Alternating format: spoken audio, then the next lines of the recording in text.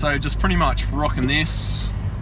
About 1.5 scoops, so it's about roughly 200 milligrams of caffeine. Get it in about 20 to 30 minutes before the gym, and then you get in the gym, it's good. It's got, yeah, so that's already, not the BCAAs.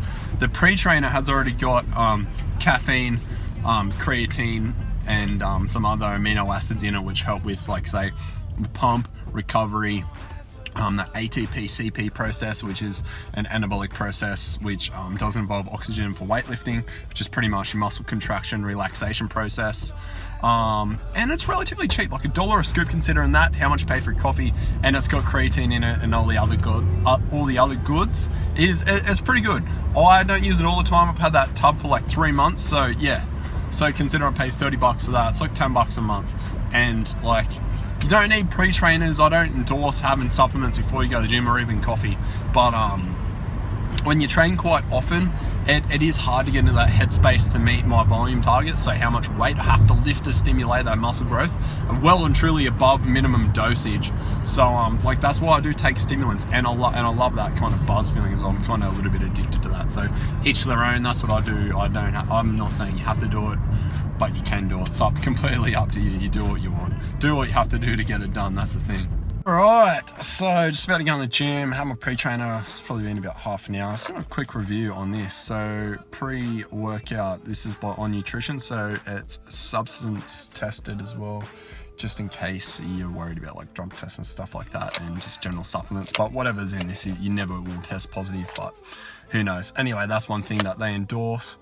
Alright, so what we got, so basically what you're looking for in a pre-trainer is caffeine, because that's what gives you that cognitive improvement, can help improve your 1 rep max. I mean, there's so many benefits about caffeine, like the pros definitely outweigh the cons for taking it, but it's not for everyone. Some people just don't function that well, can't handle it, or whatever reason you can't take it, but I'm one of those people who can, so yippee to me. Alright, so we've got caffeine, 175 milligrams roughly. The general intake for a general person is between 200 to 400 grams. Which is about 2 to 4 coffees a day. So you don't want to get hooked on this shit. You don't want to be taking like double scoops every time to go in the gym. So I fluctuate between using this and coffee, and sometimes I just go to the gym and I don't take anything. So depending on how I feel, but it is good to get that done, because as you know, muscle growth, it's about consistency and frequency, and making sure you're hitting those lifting targets, always applying progressive overload, trying to lift a little bit more, do that extra rep or extra set, whatever you're doing to get the gains. All right, so we've got caffeine, 175 milligrams a scoop, beta alanine, and creatine monohydrate. So as I said before, creatine helps. Creatine is probably the most researched supplement in the industry. It is good. Actually, no, it's not good. It's fucking excellent. And then you have, as I said before, beta alanine, and what was the other one? We are rocking Micronized L-citrulline. So basically, like what they say on here, so improves energy focus, you get that from the caffeine. Enhanced endurance, you'll get that from the beta alanine and creatine monohydrate. And then precursor to improve N.O, which is basically the pump. So you're gonna look a little bit more volumized within your muscles, so you're going to be looking a little bit more jacked after you finish your workout. You hold a little bit more water. It's generally not water. You're going to hold a little bit more water in your muscles throughout what you've consumed. Like there's a few other amino acids in there, but like I don't think it really matter. Pretty much I'm only looking for this to get the caffeine in at a relatively cheap price. You can take this, you can have a coffee, you can have caffeine pills, or you can just go in and get it done. Psychological. It's basically comes down to psychology game. I definitely do not rely on this shit, but it is good to have on hand. For $30 odd a container, and it lasts me a couple of months, so that's how often I use it. 30 servings, so that lasts me more than a few months. So like, in regards to how much I pay for a coffee, how much I spend on coffee each week, it's a lot cheaper. Like you can get pre-trainers that have BCAAs in them. Like obviously BCAAs is definitely well researched, and new literature has basically shut down the fact that it's just basically water, lolly water. With BCAAs, you need the EAAs, you need the essential amino acids to complete the full turnover for muscle protein synthesis. That being said, they can help a wee little bit, but whether that's a placebo effect or not, who knows. You can take them if you can afford them, but if not, don't worry about it. if you are going to take them, take BCAAs and essential amino acids as well, because that makes up a complete protein.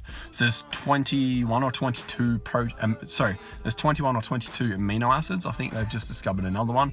Regardless of whatever that is, it's just the same as taking complete protein, whether that be out of like chicken, legumes, fucking beans, meat, like poultry, eggs, like whatever it is, exactly the same. It's just a synthesized product down to a powder form that they make in some factory and who knows where. So whether this shit is better than real food products, who knows, because real food products these days are processed as well, unless you've got chickens in your backyard and you're like plucking them and doing whatever and cooking it yourself, then who knows where, like whatever, what genetic modifications they've made to it. So take it or leave it. Anyway, yeah, so I take it. I don't endorse it or whatever. So it's completely up to you. I see it as a cheaper option. It's good to have on hand. It's not always a coffee shop or a barista, and instant coffee tastes like ass. So yeah, this gives you a good kick. But if you're addicted to caffeine, it's not really going to do much for you. You can get other ones like Jack 3D and C4 and all that kind of stuff, but they don't. They're not really. They've got way too much caffeine in it. They're like 300 milligrams of caffeine. It's too much.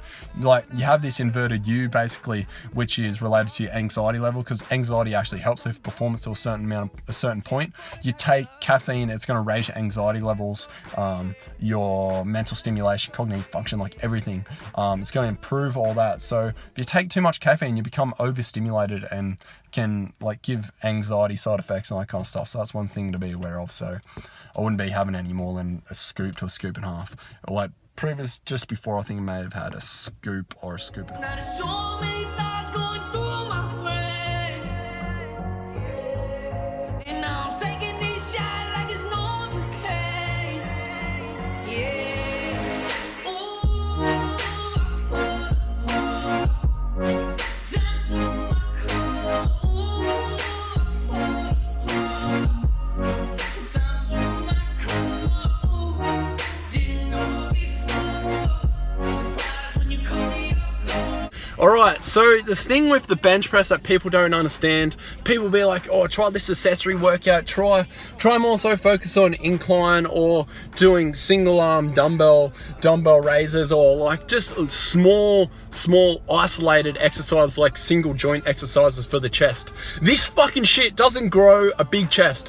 What grows a big chest is bench press, compound exercise, multi-joint exercise. So we use both shoulders. Alright, so we're talking bench press with dumbbells or a barbell. So generally I like to use a barbell. You can alternate each mesocycle, so once every month or every 3 months, like alternate, or you can do one session with a barbell and one session not with a barbell.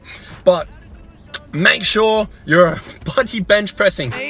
Society trying to reduce me to simplicity, but little do they know that I'm designed by the divinity. Not wrapped up in your rules, I'm intertwined with the infinity. Baby, close your eyes, you'll realize that you're feeling me. Sip G-I-N, flip these problems, flip these holes into 16s I share. How'd I get so faded? How'd I get... So if you're not setting up Olympic style bench press, you're not bench pressing. Like, let's be honest, it's the best way to set up.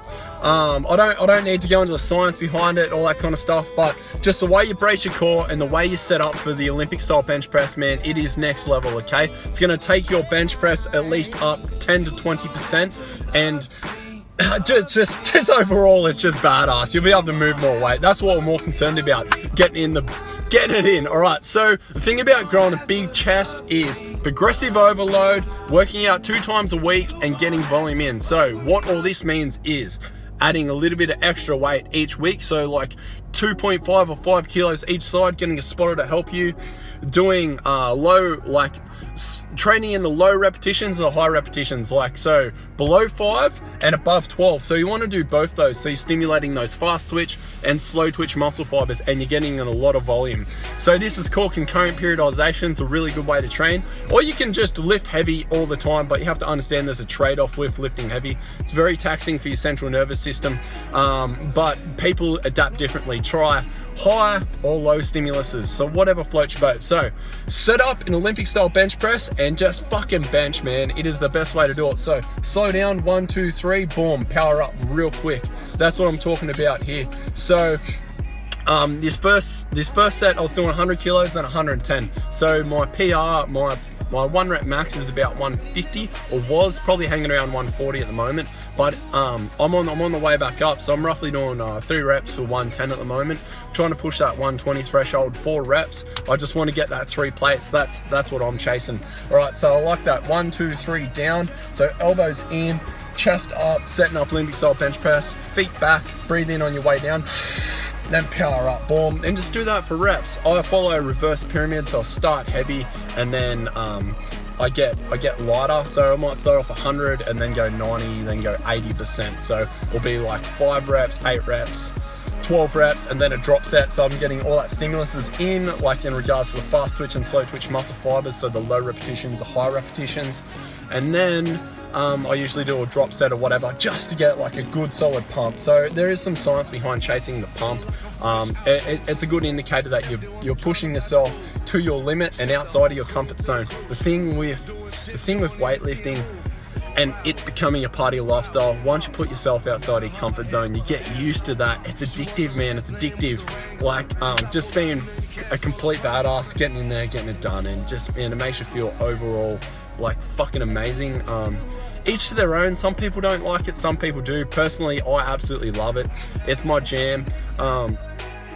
These videos are for, not for bros, for people that want to learn about fitness and just want to generally become better people overall and understand the science. So the biggest takeaways from this, make sure you're at least doing 3 sets per workout, at least on the bench press, and maybe some extra work, which might involve incline bench press, some flies or anything like that. There's only so many movements you can do for bench press, but just understand the best chest recruitment, so EMG activity, so when they do studies, the best muscle activation is actually pronated hand grip like that. So actually doing flies like that, not this. So not a hang in and finishing like with a neutral grip like that can be beneficial, but studies have shown that having a pronated hand grip is good. It's good to mix it up, but just make sure the main emphasis when you are working out chest, you are getting some good sets in like that when you are doing cable flies. So make sure you're getting a good mind to muscle connection. You're working them out 2 times a week. You're lifting heavy and you're lifting a little bit lighter and going close to fail or at fail. And yeah, that biggest takeaway, frequency. So at least 3 sets on bench press or incline bench press, setting up Olympic style bench press. That's the key. And you're getting in like a good amount of volume and you're trying to go progressively a little bit heavier each time. All right, guys, I'm just going to wrap this vid up here. I really hope you enjoyed the video. If you have any comments down below, make sure you like and subscribe, and I'll catch us in the next one.